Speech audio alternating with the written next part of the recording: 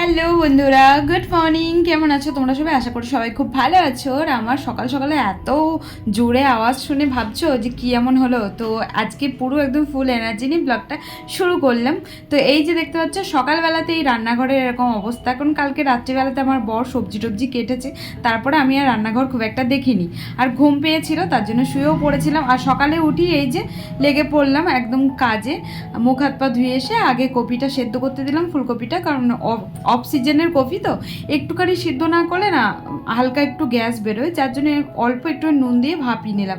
আর তারপরে এই রান্নার জায়গাটা পরিষ্কার করে নিলাম, কারণ কি বলতো আমার রান্নাঘরটা তো খুব ছোট, তাই চারিদিকে জিনিসপত্র ছড়ানো ছিটানো থাকলে আমি কাজ করে ঠিক জুত পাই না। মানে চারিদিকে ধরো আমি তো রান্না করতে করতে এমনিতেও তো চারিদিকে জিনিসপত্র ছড়াবে, তার জন্য আমি দেখলাম যে একটু বাসনপত্রগুলোকে রেখে দিই আর কি, গুছিয়ে গেছি। আর আমার না বাসনের ঝুড়ি নেই, জানো তো, একটা বাসনের ঝুড়ি কিনতে হবে। বাসনের ঝুড়ি কেনা হচ্ছে না, প্রচণ্ড মানে প্রবলেম হচ্ছে, এই বাসনগুলো রাখার আর জায়গা হয় না। আর দুটো মানুষের নেই নেই করে কতগুলো বাসন হয়ে গেছে এখন, তোমরা দেখলেই বুঝতে পারবে। আর প্রত্যেক দিনই ধরো সবই মানে এঁটো হয়, জানি না কী করে হয়। আর এই যে দেখতে পাচ্ছ এখন আমার হয়ে গেছিলো কপিটা সিদ্ধ, মানে সিদ্ধ বলতে অল্প বললাম না, ভাপালাম। তারপরে এই যে কপিটা রান্না করবো। আর কপি রান্না তো সবাই জানো, ফুলকপি রান্না, তবে শীতকালের ফুলকপিটা একটু খেতে ভালো লাগে বেশি। আর এখন তো মানে অতটাও টেস্ট হয়নি, কিন্তু করেছিলাম মানে যেমন করি আদা রসুন দিয়েই করেছিলাম। না হলে তো এমনি টাইমে আমি ওই আদা জিরে বাটা দিয়ে করি, কিন্তু আজকে রসুনটা একটু দিয়েছিলাম, কারণ ওই যে বললাম তোমাদেরকে যে সিজনের কফি না, যার জন্য একটুখানি আর কি কেমন কেমন লাগবে, তাই আমি ভাবলাম যে রসুনটা দিই, তাহলে রসুনের গন্ধে গন্ধে খেতে বেশ ভালো লাগবে। তো চলো এখন লাল লাল করে ভেজে নিই। আর ও এখনও ঘুম থেকে ওঠেনি, ও ঘুমাচ্ছিল, আর আমি ডাকিও নি, কারণ আমি দেখছি কদিন যখন আমি রান্না করছি তাহলে ও একটুখানি রেস্টে থাকুক আর কি। এই হচ্ছে ব্যাপার, আর কিছু না। জানো তো কদিন ধরেই ভাবছি যে একটুখানি সাজগোজ করব, অনেক দিন হলো সাজা হয় না। তার সাথে ধরো গণেশ চতুর্থীও আসছে সামনে, তাই একটা মারাঠি লুক ক্রিয়েট করব ভেবেছিলাম, কিন্তু লুকের জন্য শাড়ি পাচ্ছি না, জুয়েলারি পাচ্ছি না, আবার পয়সা দিয়ে কে কিনবে, কারণ প্রত্যেকবার একটা করে পুজো আসবে, প্রত্যেকবার আমার ওই সাজ ক্রিয়েট করতে করতে অনেক পয়সা খরচা হয় জানো। এই যে জন্মাষ্টমী গেল, জন্মাষ্টমীর অনেক কিছু কিনেছিলাম জানো তো, 2-3টে সেট কিনেছিলাম, মানে ওই একটা ফুলের সেট কিনেছিলাম, তার সাথে কানের কিনেছিলাম, অনেক কিছু কিনেছিলাম, নথ টথ, ওগুলোতে প্রায় আমার 500 থেকে 600 টাকা মতন খরচা হয়ে গেছিলো। সঞ্জু কিন্তু এই ব্যাপারটা জানে না। একটা ওড়না কিনেছিলাম, তোমরা হয়তো দেখলে বুঝতেই পারবে, হলুদ রঙের যে ড্রেসটা আর কি ক্রিয়েট করেছিলাম জন্মাষ্টমীর দিন, ওটা কিন্তু ওড়না দিয়েই করেছিলাম আমি। তো এইগুলো কিনতে কিনতে না মানে প্রচুর খরচা হয়ে যায়, তাই ভাবছি যে আর তো হাতে পয়সা খুব একটা নেই, তাহলে কি করে লুকটা করবো। আর আমার তো সবুজ শাড়িও নেই। আসলে কি বলো তো, বাড়িতে থাকলে এসব কিছু কিনতে হয় না, কারণ বাড়িতে আমার সব আছে। যেমন এখানে ধরো মারাঠি লুক করতে গেলে একটা সবুজ রঙের শাড়ি চাই, কারণ ওদের তো সবুজ রঙে ওরা পরে। তাই ভাবছিলাম যে কি করে কি করব। তারপর দেখলাম যে আজকেই আর কি ভাবলাম যে করব, তারপর ভাবিজিকে বললাম, তো ভাবিজি বললো যে হ্যাঁ ওর কাছে একটা শাড়ি আছে, তো ওই শাড়িটা নিয়েই ভাবছি করব। তাই আর কি সকালবেলাতে সমস্ত কাজবাজ সেরে আমি যাব দোকানে, দোকান থেকে এসেও তেমন কোনো কাজ রাখবো না যাতে আমার প্রবলেম হয়, কারণ দোকানটা একটুখানি আর কি শাটারটা নামিয়ে দিয়ে আসবো, কারণ কাস্টমার আসলে ওদিকে আবার প্রবলেম হয়ে যাবে। কী বলো তো, আমি তো দোকানে থাকবো না, যার জন্য আর কি আমি একটুখানি ধরো শ্যুট করতে করতে একটু তো টাইম লাগবেই, তাই ভাবছি যে করব আজকে, কারণ করব করব করে আর করাই হচ্ছে না। জানো তো আমার অল্প অল্প পয়সা আমার কাছে জমে, এই জমা টাকাটা দিয়েই না আমি উল্টোপাল্টা জিনিস কিনি, যেমন এই সাজের জিনিস আমি কিনতে খুব ভালোবাসি জানো তো। ওই সাজের জিনিস আমি কোনো দিন সঞ্জুর কাছে চাই না, আমার যেটা মন হয় ইচ্ছা হয় আমি সেটা ওই জমানো পয়সা থেকেই কিনি। তাই আমার মা বলে জানো তো যে ওই কিনতে কিনতেই তুই ফকির, তুই আর কি করবি। তো কি বলো তো, আমি সত্যি করে আমি সাজতে না খুব ভালোবাসি, ছোট্ট থেকেই একদম যে বাচ্চা বয়স থেকেই সাজগোজ আমার বড্ড প্রিয় জিনিস। তখন বাবা যেটুকু পারতো সেটুকু দিত, আর এখন তো নিজে কাজ করি, আর কাজ করার সাথে সাথে সঞ্জু যখন ধরো কাজও করতাম না আমি, তখন সঞ্জুও দিত আমাকে মাস খরচা আর কি পয়সা, তখন আমি ওই পয়সাটা জমি জমি রেখে দিতাম, দিয়ে না আমি সাজগোজ কিনতাম, আমার কানের, তারপর হার, তারপর জামা টামা কিনতে খুব ভালো লাগে। কিন্তু এখন অনেক দিন হয়ে গেল কোনো রকম জামা আমি কিনিনি, কারণ জামাটা এখন কিনছি না, এখন একটা জিনিসের একটা লক্ষ্য আছে আমার, সেটাকে পূরণ করবো ভাবছি, তাই অল্প অল্প কিছু করে পয়সা জমা করছি।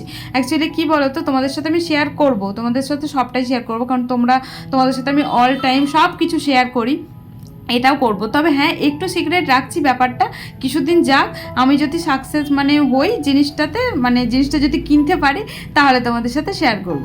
এই হচ্ছে ব্যাপার, তো বলেই দিলাম। আর এদিকে দেখো রান্না প্রায় আমার হয়ে গেছে, মানে হয়ে গেছে বলতে ভাজা হলো আর কি, কপিগুলো ফুলকপিগুলো ভাজলাম, আলুটা ভাজলাম, তারপর এদিকে মশলাটা বেটে নিচ্ছি। আর লঙ্কা বাটতে আমার এত হাত জলে কি আর বলবো তোমাদেরকে, কিন্তু কি করব, কিছু করার নেই। তো মিক্সি একটা আনতে হবে, আর ভাবছি যে দেশের মিক্সিটাই নিয়ে চলে আসবো, মা তো ইউজ করে না। তার কটা আর কি মাস আছে, 2-3 মাস মনে হয় আছে দেশে যাওয়ার জন্য, তাই ভাবছি যে এখন আর কিনবো না, একবারে দেশে গিয়ে তখন নিয়ে চলে আসবো। আবারও ভাবছি জানো তো, যে পুজো টুজো হলে না তখন মিক্সটার দরকার পড়ে, তখন কি আবার এখান থেকে টানতে টানতে নিয়ে যাব, তাই ভাবছিলাম। তাই সঞ্জু বলছে যে ওখানকার মিক্সিটা না হয় ওখানে থাক না, এখানে একটা কিনে নেবো। এবার কিনতে গেলেও তো পয়সা বলো, এবার এখন কি বলো তো, আমাদের সত্যি কথা বলতে দেশে যাব তো, বাড়ি যাব তো, যার জন্য ফালতু খরচা কিছু করতে চাইছেন না। হলে দেখো আমাদের একটা টিভি নেওয়ারও দরকার ছিল জানো তো, কারণ সারাদিনের পর না রাত্রিবেলাতে খুব বোর ফিল করি দুজনে মিলে। সব সময় তো মোবাইল দেখতে ভালো লাগে না, না তখন মনে হয় যে সারাদিনের ক্লান্তির পর একটু টিভিটা চালিয়ে বসি, কিন্তু টিভি তো নেই। আর এই দেশে যাওয়ার জন্য সমস্ত সব কিছু আমাদের বঞ্চিত হয়ে যাচ্ছে। ওই যে একটা ফ্রিজ নেবো ভাবছিলাম, তারপরে একটা টিভি নেবো ভাবছিলাম, তারপর আমার মোবাইলটা একটুখানি খারাপ হয়ে গেছে, মোবাইল নেবো ভাবছিলাম। এই হচ্ছে ব্যাপার, মধ্যবিত্ত ঘরে না, মধ্যবিত্ত বলবো না, মধ্যবিত্ত ঘরে তাও ঠিক আছে, গরিব ঘরে না এই সমস্যা জানো তো, একটা জিনিস করতে গেলে 10 বার ভাবতে হয়। এভরিবডি, তো এখন বাজে সকাল 10টা, আর আমার সমস্ত কাজবাজ হয়ে গেছে। ক্যামেরার সামনে মানে ক্যামেরাটা অন করে কাজ করেছি, তোমাদের সাথে কথা আর বলতে পারিনি। এই যে ওর খাবার প্যাকিং হয়ে গেছে, ও এইমাত্র স্নান টান করে আসলো, পুজো দেওয়া হয়ে গেছে।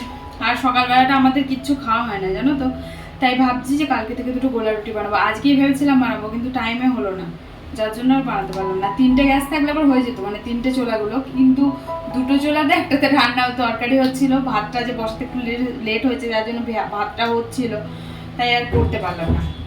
আর তারপরেও চা দিয়েই ভালো লাগে, শুধু ভালো লাগে না আমার, তো চাটা খাওয়া হয়ে গেল, দিয়ে আর করতে ইচ্ছা করলো না। থাক, কালকে করবো, কালকে গুলে রেখে দেবো, তাহলে একটা চাওয়ার থাকবে করার, অনেকদিন খাইও নি, খেতেও ইচ্ছে করছে। তো চলো ওকে করে দিচ্ছি। হয়তো দেখালাম তোমাদেরকে ফুলকপি আলুর তরকারি, আর তার সাথে রুটি। খাবারটা এখন প্যাক করে দিই। আর আমি বিছে এত ভয় পাই, সকালবেলা এই মাত্র একটা বিছে দেখলাম, এইটুকুনি মরে গেছে, কিন্তু সেইটা নিয়ে আমার সারাক্ষণ মাথার মধ্যে টেনশন হচ্ছে যে আরো আছে কিনা, ওর মা বাবা আছে কিনা, মানে ও তো বাচ্চা, ধরো বাচ্চা পেরেছে, মাথা যন্ত্রণা ধরে গেল সকালবেলা দিনের ওই জন্য।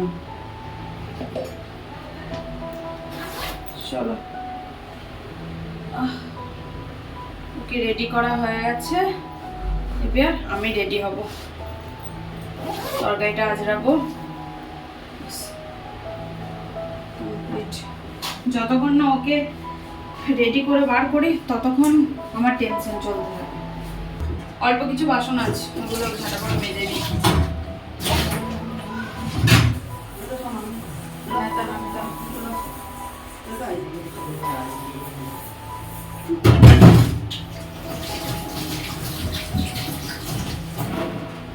কুলারের উপরে ভাঁজ করা আছে, দেখো তুমি কোনো জিনিস। ও চলে গেল, আর এবার আমার তাড়াহুড়ো লেগে গেল।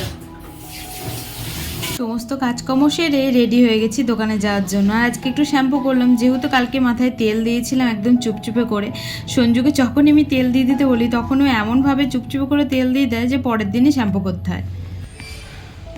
এই যে চলে এসেছি বাড়ি, আর বাড়ি এসেছি ছাদে, মেঘ করেছে, এখনও 2:30 বাজে, একটু তাড়াতাড়ি চলে এসেছি, শুকায়নি কিচ্ছু, রোদ দিচ্ছে না সেরকমভাবে, উঠছেই অনেক, বৃষ্টি আসবে মনে হচ্ছে, কারণ দেখাচ্ছে তো বৃষ্টি।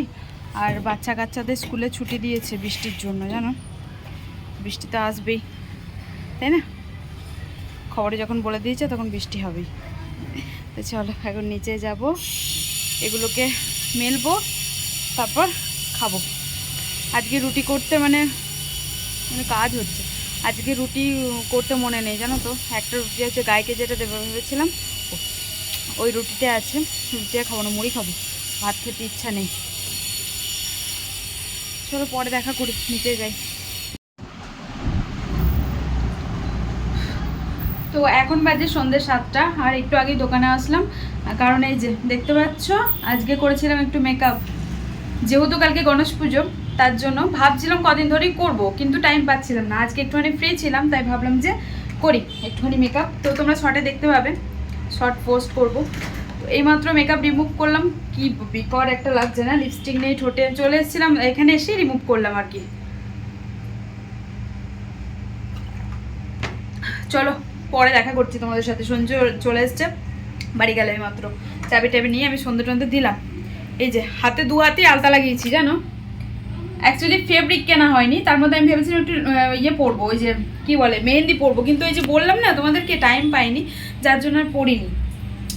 আর যেহেতু কালকে পুজো, ওর জন্য আর কি তাড়াহুড়ো করে আজকে ভিডিওটা করলাম, রাতের মধ্যে পোস্ট করে দেবো বা কালকে। তো এই যে চলে এসেছি বাড়ি, আর এখন হাত পা ধুয়ে চলে এসেছি কিচেনে। সকালে তো আলু ফুলকপির তরকারি হয়েছিল, আর এখন হবে হচ্ছে ডিম ভাজা। ডিম ভাজবো। আর মানে মানে মানে করছি আমি, আজকে বিল্ডিংয়ে কেউ নেই জানো তো, ওপরে ওদের আত্মীয় এসেছে, মানে রিলেটিভ এসেছে, তো ওরা গেছে হচ্ছে ঘুরতে। বাচ্চাটা একলা আছে শুধু, তাই একটুখানি আর কি ধ্যান রাখতে বলেছে। আর যতক্ষণ না ওর মা বাবা না আসবে ততক্ষণ আমরা আর কি শুতে পারবো না, মানে ঘুমাতে পারবো না, কারণ ওর একটু এক্সাম চলছে তো, পড়াশোনার চাপ আছে, যার জন্য আর কি ও যায়নি ঘুরতে। পড়ছে, হোমওয়ার্ক করছিল, এক্সামের পর পড়া করছিল, যার জন্য এই যে দুটো ডিম ভাজবো। ও তো ডিম খায়, মানে খাচ্ছে না কদিন থেকে, তো যার জন্য আর কি ওকে আর ভাজতে দিলাম না, কারণ ভাজলে আর খেতে পারবে না, গন্ধটা ঢুকে গেলে নাকে খেতে পারবে না। আর তাওয়াতে ভাজছি যাতে ডিমটা একটু বড় হয়, দুটো ভাজবো তো। কড়াইটা ভাজতে বসেইছিলাম, তারপর দেখছি কড়াই ভাজবে একটুখানি হবে, ছোট্ট পাড়া হবে, তার জন্য। চলো ভেজে নিই, তারপর দেখাচ্ছি। জানো তো ভিডিওটা ভেবেছিলাম যে ভালোভাবেই শেষ করব, কিন্তু কি বলতো সঞ্জু, এই যে ডিম ভাজা নিয়ে হয়ে গেছে ঝামেলা, মানে সঞ্জুর নাকে গন্ধ ঢুকেছে, ও আর খেতে পাচ্ছে না, যার জন্য এই গোটা ডিমটা আমাকে খেতে হচ্ছে। তাই আমি একটু রেগে গেছিলাম, যার জন্য ভিডিওটা এন্ড করতে পারিনি, এইভাবে এন্ড করলাম। তো চলো আজকের মতন টাটা।